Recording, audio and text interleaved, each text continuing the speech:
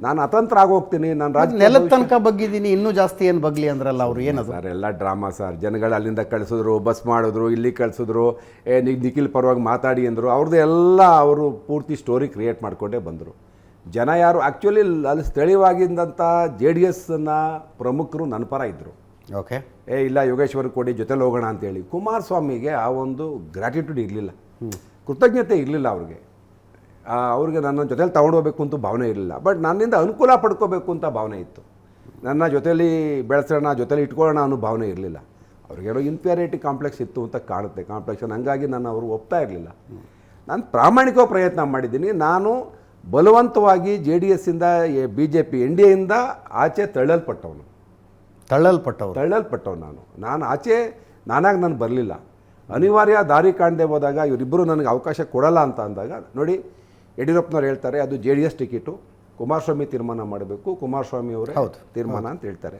ಕುಮಾರಸ್ವಾಮಿ ಅವ್ರು ಹೇಳ್ತಾರೆ ಡೇ 1 ಈಗೇನು ಅರ್ಜೆಂಟು, ಇನ್ನೂ ಟೈಮ್ ಇದೆಯಲ್ಲ, ಇನ್ನೂ ಟಿಕೆಟ್ ಘೋಷಣೆ ಆಗಲಿ, ಇನ್ನೂ ಏನು ಎಲೆಕ್ಷನ್ ಘೋಷಣೆ ಆಗಲಿ, ಟಿಕೆಟ್ ಅನೌನ್ಸ್ ಮಾಡೋದು ಕೊನೆ ದಿವಸವರೆಗೂ ಕಾಯೋಣ, ಈಗೇನು ಅರ್ಜೆಂಟು ಅಂತೇಳಿ ತೇಲಿಕೆ ಉತ್ತರ ಕೊಟ್ಕೊಂಡೇ ಬರ್ತಾರೆ. ಆ ಥರ ಕೊಡಬೇಕು ಅನ್ನೋರು ಯಾಕೆ ಈ ಥರ ಆರ್ಕೆ ಉತ್ತರ ಕೊಡ್ತಿದ್ರು? ಅಲ್ಲೇ ಹೇಳ್ಬೋದಾಯ್ತಲ್ಲ, ಯೋಗೇಶ್ವರ್ ಆಯಿತು ನಾಳೆ ಹೋಗಿ ನಿಂತ್ಕೊಳ್ಳಪ್ಪ JDSಯಿಂದ ಅಂತ ಹೇಳ್ಬಿಟ್ಟಿದ್ರೆ, ದೇವೇಗೌಡರು ಕುಮಾರಸ್ವಾಮಿ ಕರೆದು ಒಂದು ಮಾತು ಹೇಳಿದ್ರೆ ಸ್ಪರ್ಧೆ ಮಾಡ್ತಾಯಿದ್ದೆ. ಅವರು ರಾಜಕೀಯವಾಗಿ ಮುಗಿಸ್ಬೇಕು, ಅವ್ರಿಗೆ ನನ್ನ ಮೇಲೆ ದ್ವೇಷ ಇತ್ತು, ನಾನು ಅವ್ರ ಸರ್ಕಾರಕ್ಕೆ ತೊಂದರೆ ಮಾಡಿದೆ ಅನ್ನೋದೊಂದು ಅವ್ರಿಗಿತ್ತು.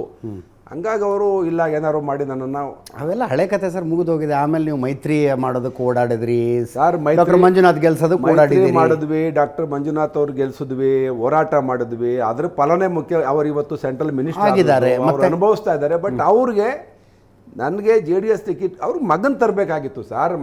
ಅವ್ರಿಗೆ ಮಗ 2 ಸಾರಿ ಸೋತಿದ್ದ, ಅವ್ರದ್ದೇ ಕ್ಷೇತ್ರ, ಸುಲಭವಾಗಿ ಗೆಲ್ಸ್ಕೋಬೋದು, ಏನಾದ್ರು ಪ್ಲ್ಯಾನ್ ಮಾಡೋಣ ಅಂತೇಳಿ ಅವರು ಪೂರ್ವ ನಿರ್ಧಾರಿತ ಆಲೋಚನೆ ಇದು. ಓಕೆ, ಯಾವುದೇ ಕಾರಣಕ್ಕೂ ಅವರು ಟಿಕೆಟ್ ಕೊಡ್ತೀನಿ ಅಂತ ಅವರು ಬಾಯಿ ಬಿಟ್ಟು ಎಲ್ಲೂ ಹೇಳಿಲ್ಲ. ಸುಮ್ಮನೆ ತೋರಿಕೆಗೆ ಹೇಳ್ತಾ ಇದ್ರು ಅಷ್ಟೇ, ಟಿಕೆಟ್ ಕೊಡ್ತೀವಿ. ಕೊನೆಗನ್ನ ಅವ್ರಿಗೆ ನನಗೆ ಟಿಕೆಟ್ ಕೊಡ್ತಿದ್ರು, ಗೊತ್ತಿತ್ತು ನನಗೆ. ಸರ್ ನಾನು ಕೊನೆ ದಿವಸ ಕಾದಿದ್ದೀನಿ ಸರ್. ಅವತ್ತು ದಿವಸ ನಾನು ಒಂದು ದಿವಸ ಕಾಯ್ದೆ ಹೋಗಿದ್ರೆ, ಅವರು ಕಾಂಗ್ರೆಸ್ನವರು ಟಿಕೆಟ್ ಅನೌನ್ಸ್ ಮಾಡಿದರೆ, ನಾನು ಅವತ್ತು ನನ್ನ ರಾಜಕೀಯ ಸ್ಥಿತಿ ಏನು, ಅತಂತ್ರ ಆಗ್ತಿದ್ದೆ. ನಾನು ಇಂಡಿಪೆಂಡೆಂಟಾಗಿ ಹೋಗಬೇಕಾಗಿತ್ತು. ಬೈ ಎಲೆಕ್ಷನ್ನು ಇಂಡಿಪೆಂಡೆಂಟಾಗಿ ಹೋಗಿ ನನ್ನ ಹೋರಾಟ, ನನ್ನ ಸ್ಟ್ರಗಲ್ ನನಗೆ ಗೊತ್ತಿತ್ತು ಏನಂತೇಳಿ. ಹಾಗಾಗಿ ನಾನು ಅವತ್ತು ಕೊನೆ ಹಂತದವರೆಗೂ ಕಾದು, ಬೆಳಿಗ್ಗೆ ಅವತ್ತೊಂದು ದಿವಸ ನಾನು ಪ್ರಹ್ಲಾದ್ ಜೋಶಿಯವ್ರಿಗೆ ಫೋನ್ ಮಾಡ್ತೀನಿ ಡೆಲ್ಲಿಗೆ, ಸರ್ ಏನಾದ್ರು ಮಾಡಿ ಸರ್, ದಯವಿಟ್ಟು ಕುಮಾರಸ್ವಾಮಿ ಅವ್ರು ಕನ್ವಿನ್ಸ್ ಮಾಡಿ ಅಂತ.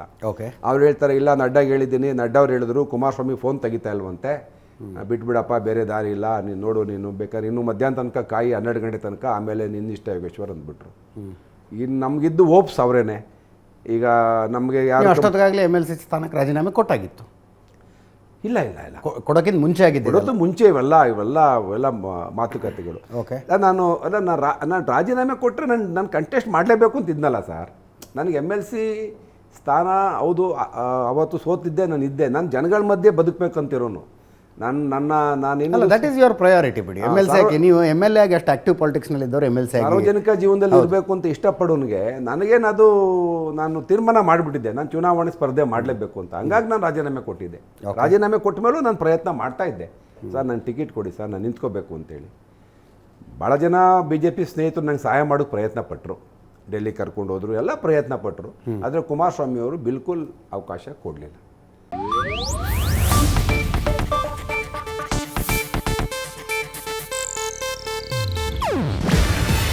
ಇದು ಏಷ್ಯಾನೆಟ್ ನ್ಯೂಸ್ ನೆಟ್ವರ್ಕ್ ಪ್ರಸ್ತುತಿ. ನೀವು ನೋಡ್ತಿದ್ದೀರಾ ಏಷ್ಯಾನೆಟ್ ಸುವರ್ಣ ನ್ಯೂಸ್.